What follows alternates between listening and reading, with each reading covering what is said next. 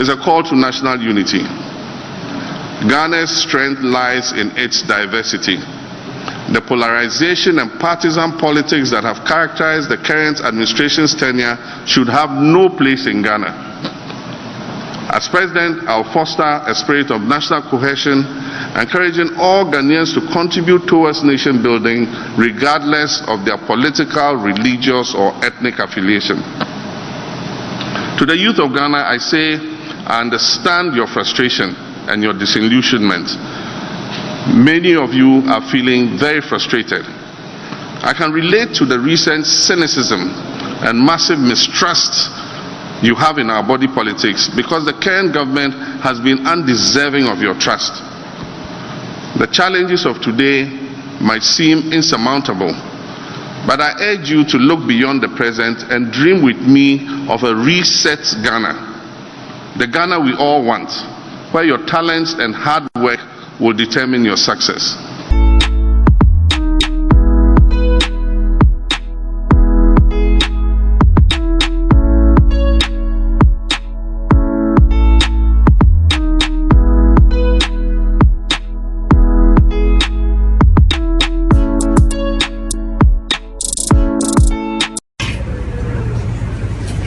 What up, my people? I go by the name T-Rhyme, aka the stylish rapper, aka Conshon, aka Fire, aka what I say, BBB. You watching Davcadotv. Keep it locked. Don't go nowhere. Everybody calls him the nation builder. In phase 1 of John Mahama, what he wanted to do was to build what? Infrastructure. To build a foundation that all of us can stand on. Tonight we are here to hear his message on the campaign for 2024. And I ask all of you to join me to welcome John Dramani Mahama to this evening's press conference with you, ladies and gentlemen from the media. Good evening.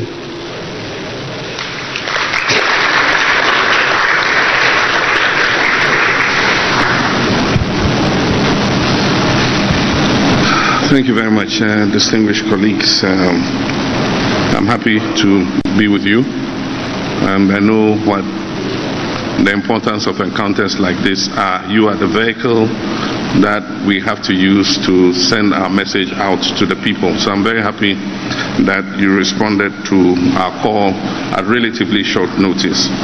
But let me thank you, Joyce Bawa Mukhtari, my spokesperson, who also happens to be a relative, for your kind introduction. And I say good evening to you, all my colleagues in the field of media and communications, and to you, the millions watching and listening from across our country and the world at large. We are at a crucial moment in our nation's history with 153 days to the next presidential and parliamentary elections. 2 years ago in 2022, right here in this same auditorium, in my prophetic address to the nation, I submitted to the government and to all Ghanaians that Ghana was at a crossroads. That speech has been called the crossroads speech.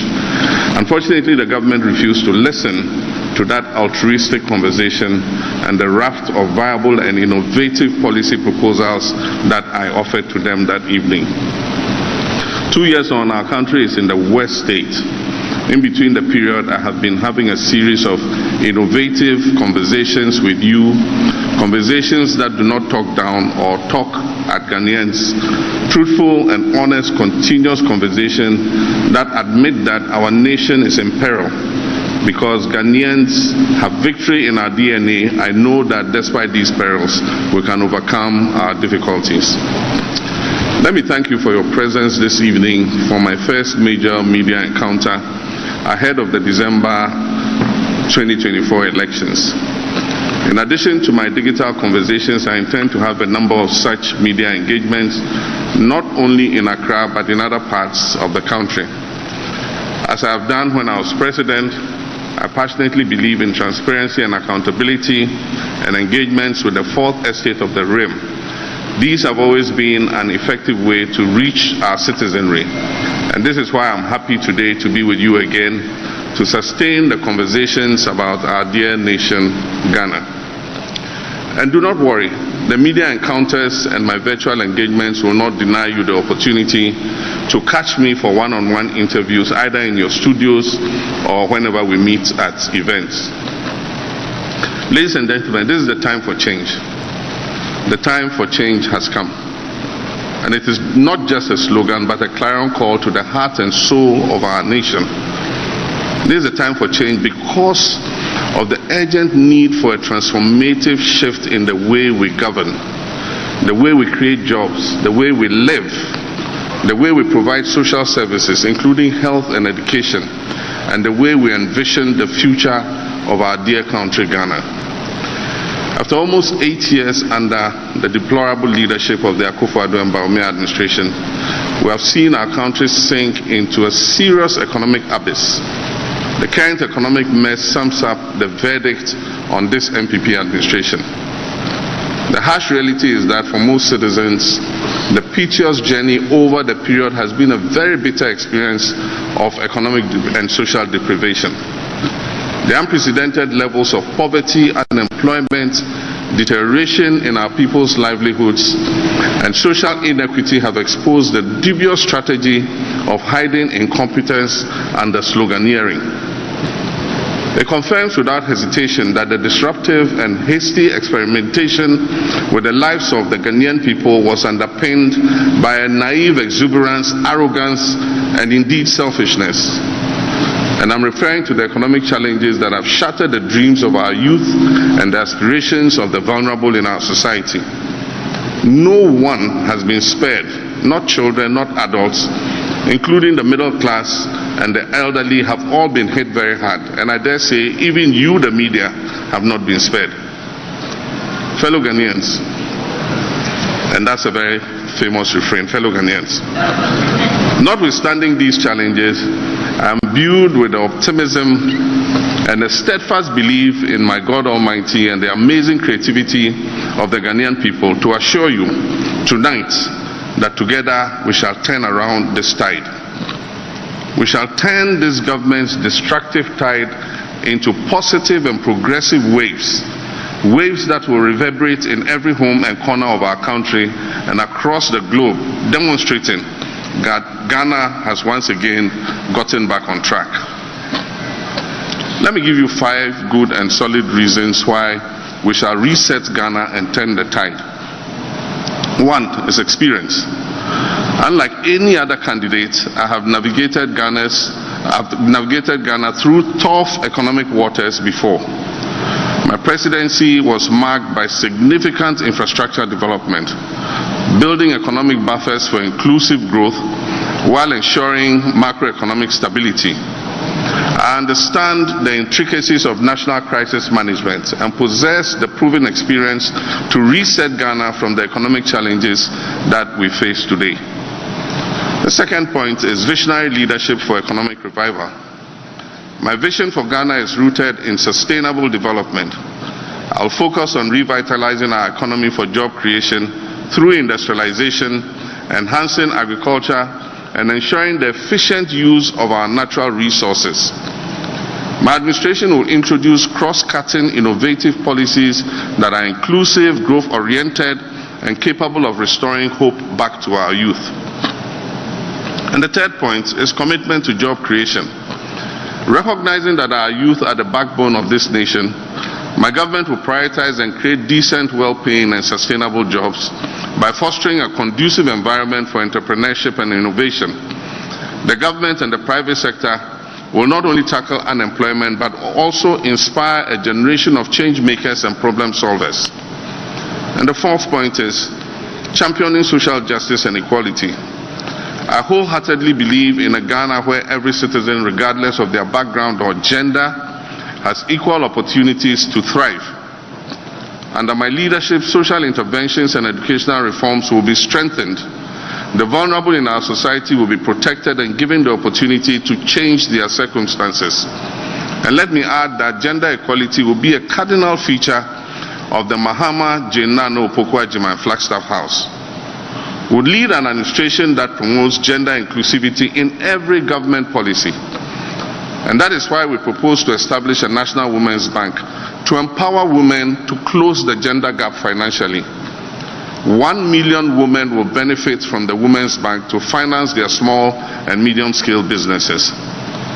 And the fifth point is a call to national unity. Ghana's strength lies in its diversity. The polarization and partisan politics that have characterized the current administration's tenure should have no place in Ghana. As President, I'll foster a spirit of national cohesion, encouraging all Ghanaians to contribute towards nation building regardless of their political, religious, or ethnic affiliation. To the youth of Ghana, I say, I understand your frustration and your disillusionment. Many of you are feeling very frustrated. I can relate to the recent cynicism and massive mistrust you have in our body politics because the current government has been undeserving of your trust. The challenges of today might seem insurmountable, but I urge you to look beyond the present and dream with me of a reset Ghana, the Ghana we all want, where your talents and hard work will determine your success. I promise a Ghana where you are not sidelined, but at the forefront of change, where you can live happy lives and still achieve your optimum potential. This is not just a promise, it's a commitment. I will reset the economy and Ghana will be open for business for 24 hours a day.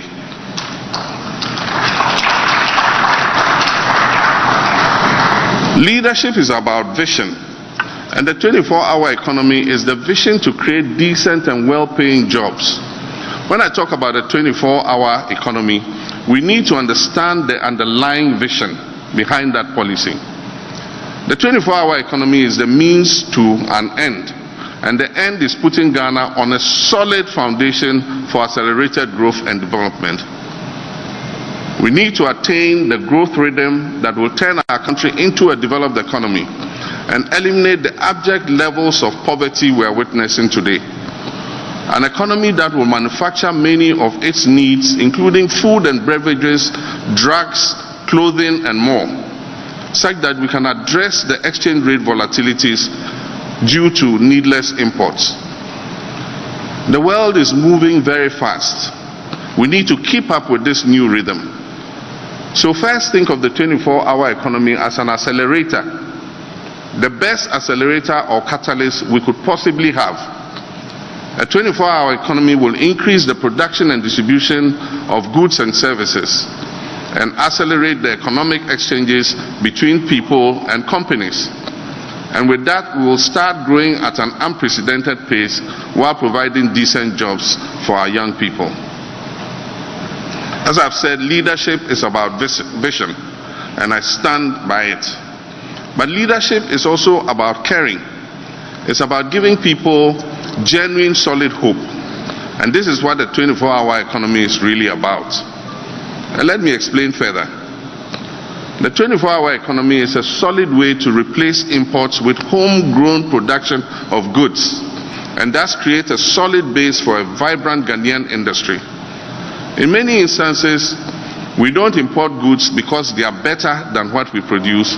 We import them because nobody produces them here in Ghana in the first place, or because our local production is insufficient. Therefore, the stimulus packages for companies wanting to participate in the 24-hour economy will convince businesses, and I'm sure of it, to start producing import substitutes. And do you know why? Because the market for such products already exists. If the market did not exist, we will not be importing to satisfy demand. And so through the 24-hour economy, businesses will be incentivized to start producing for this market.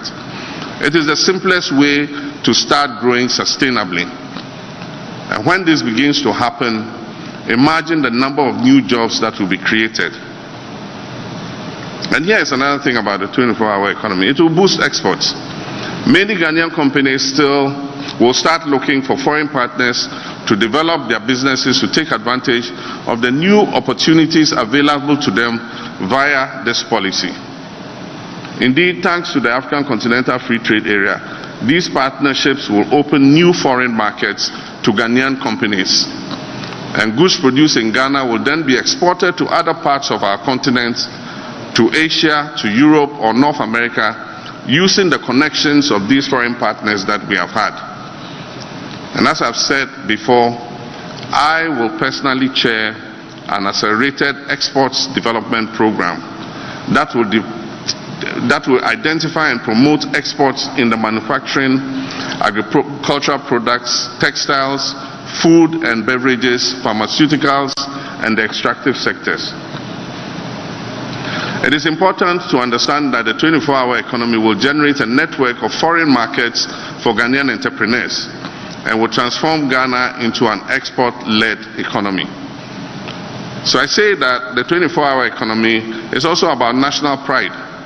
It is about creating jobs through enhanced productivity, connecting Ghana with the wider world, and making companies proud of what they can accomplish here. Once the policy is set in motion, the rhythm of growth will start to accelerate exponentially, and Ghana will be open for business again. This initiative will anchor my determination to change the structure of the Ghanaian economy through the active support of private sector-led growth. And so be assured that the 24-hour economic policy initiative is a well-thought-through, data-driven, evidence-based, and comprehensive policy to expand critical and strategic segments of our economy sustainably, and it will liberate Ghana from the shackles of unemployment and economic dependence. And so, governance and fighting corruption for development. I am committed to drastically reducing the size of government, and rightly so. This government has sufficiently proven to Ghanaians that with over 120 ministers and deputy ministers, all they could offer was to run our economy aground. I will run a lean, highly effective and efficient government of no more than 60 ministers and deputy ministers. And this is solid proof of my genuine commitment to curbing government expenditure. This leaner government will be the cleanest government Ghana has ever experienced.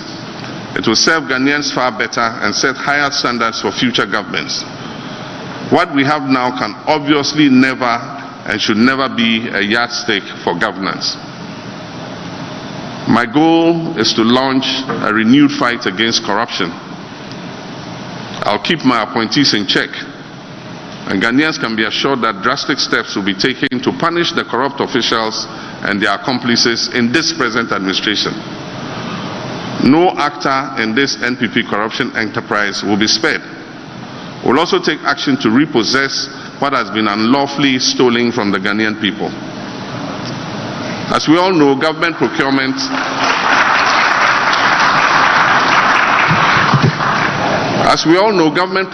is a significant source of corruption, and no economy can sustain inclusive and equitable social and economic well-being with the penchant for public service holders to be self-serving and corrupt, as is currently the case.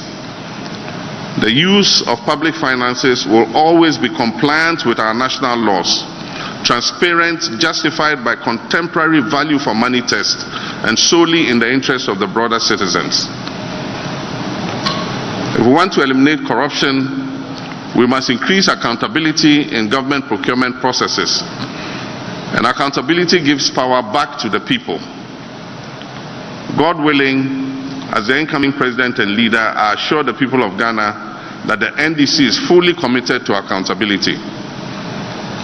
And this is why one of our key policies will be to set up an independent value for money office to scrutinize all government procurements above $5 million threshold, or as shall be recommended by Parliament. Transparency and accountability are the keys to fighting corruption, and we'll fight corruption by creating an office that will dynamically scrutinize all government procurements, coupled with a lean government of no more than 60 ministers and deputies. And I guarantee you that we will come out victorious in this fight against corruption. Developing the agriculture and agribusiness sector with specialized zones in all regions with support from the farmer service centers and Exim Bank. Ladies and gentlemen, some people say agriculture belongs to poor people. But I say agriculture can generate significant wealth and employment. We live in a world crippled by the ever-increasing effects of climate change. And in this uncertain and sometimes volatile world, food security becomes a strategic issue. To put it simply, we cannot even begin to think about transforming Ghana if we don't put the right focus on agriculture. We cannot be successful in anything we do if we do not first put food on the table at an affordable cost for our people. Agriculture is the cornerstone of growth. Ignoring it is like trying to build a house without a foundation. The slightest storm will bring that house down. Without reliable access to affordable and nutritious food in sufficient quantity, growth and development are impossible. So I don't look at agriculture as an occupation for the poor. I look at it as the very basis of our future. The simplest way to achieve food security is to produce food locally. If you produce food locally, you are not dependent on imports. And so you can still feed the people even if international distribution chains are broken. We won't have to go to other countries begging for grain if we get things right. This is the food security strategy I'm fighting for, and this is why I'm looking at farmers, fishermen, and other protein producers as strategic partners in building the Ghana we want, a modern, vibrant, thriving Ghana. Others may look down on agriculture, but I don't, because I'm a farmer myself. I see farmers as my close brothers and sisters because of their strategic importance in helping Ghana become a true black star, not only of Africa but of the world. Farmers and fishers inspire me, and I hope that I will inspire them too. And let me just share 3 examples of the policies we will implement as soon as we form the next government. I've said already that we shall establish special agro-industrial zones in the 16 regions of our country to add value to local crops they have a comparative advantage to produce, and thereby boost exports and reduce raw material imports. Secondly, we shall create opportunities for farmers to improve food security and bolster economic growth through the establishment of farmer service centers across the country. This will be enhanced by well-established farmers' cooperatives, advanced farming techniques, modern digital tools, and the promotion of agribusiness. And the third, we will launch a program similar to the Operation Feed Yourself and Industries program of the early 1970s to make Ghana self-sufficient in basic staples and curb unnecessary imports of things that we have a comparative advantage to produce. All 3 policies exemplify to the highest degree my vision of agriculture as the cornerstone of our future growth. True leadership, like I said, is about vision and about empowering the people to live that vision. Now I turn to digital youth. Let's face it, the digital revolution is here to stay. It has already transformed our lives in ways that were simply unpredictable only a few decades ago, and it will continue to do so. Around the world and here in Ghana, we now have digitized factories and even digital agriculture. This is the 4th industrial revolution. Indeed, the 5th industrial revolution, the cognitive age that brings human and machine intelligence into close proximity for sustainable growth, beckons us.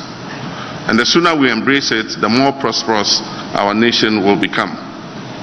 And this is why I'm a true and firm believer in the right to affordable and reliable internet for all our citizens. I believe that currently everybody should have access to internet connectivity.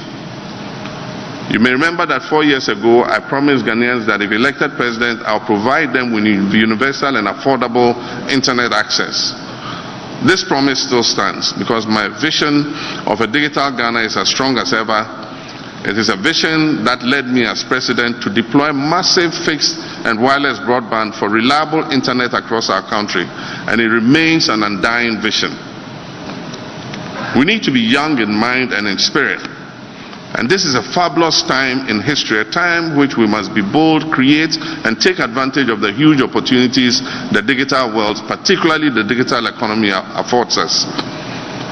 And so based on this vision of a new, vibrant digital Ghana, the next NDC government under my administration will partner with local tech startups and businesses to launch a digital jobs initiative to create at least 300,000 skilled employment opportunities for the youth in this sector. And so imagine this, 300,000 employment opportunities for our young people. And this is the field that they not only love, but they often excel at. I look at my children, my nieces and my nephews, and I'm amazed at their digital skills, as I'm sure many parents in Ghana are. So I'm telling you, like I tell everybody else, let these kids thrive. They are our future, so let them build this future. It will be glorious, I promise you. All they need from us is our support and understanding. And I promise all of them my full support and my wholehearted understanding. My dearest young Ghanaians, I stand by you 100% and I always will. When we talk about the digital revolution, we also need to talk about the digital divide, about those who are being left behind. On my watch, I'll do whatever it takes to provide universal access and bridge the digital divide in this country. We must close that digital gap. The NDC promises this, and it was in our 2020 manifesto, that we shall train 1 million coding professionals in demand of digital skills for growth, business process outsourcing, and knowledge process outsourcing ecosystems, ensuring that no one is left behind in this digital revolution. 1 million coders. I mean, just think about it. And I believe we can do it. And this is our plan. It is our pledge to you. And no Ghanaian will be left behind in this digital revolution. Let me also assure the sports fraternity that we shall develop our stadium infrastructure for track and field sports.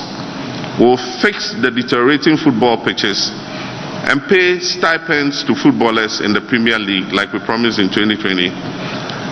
What we call the lesser known sports shall also receive equitable attention like we give soccer. And I have good news for the creative industry. Our overarching policy for the industry shall be the Black Star experience. And this will be geared towards boosting the tourism and creative arts sector.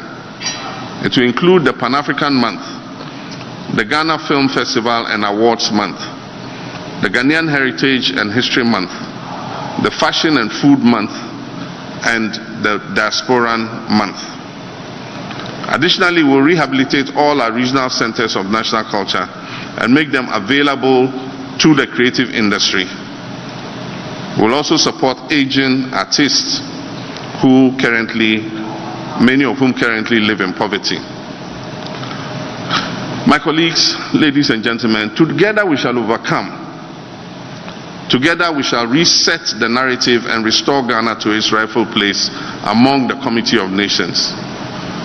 The time for change has come. The time to change this non-performing, corrupt government is now. Let us seize this moment to build the Ghana we want together for a brighter future for our children and for generations yet to come. May God bless our homeland, Ghana. And I'd like to stop here and invite you to ask your questions so that we can continue the conversation about the many other issues I have left out for now. I thank you very much for your kind attention. And thank you, Your Excellency.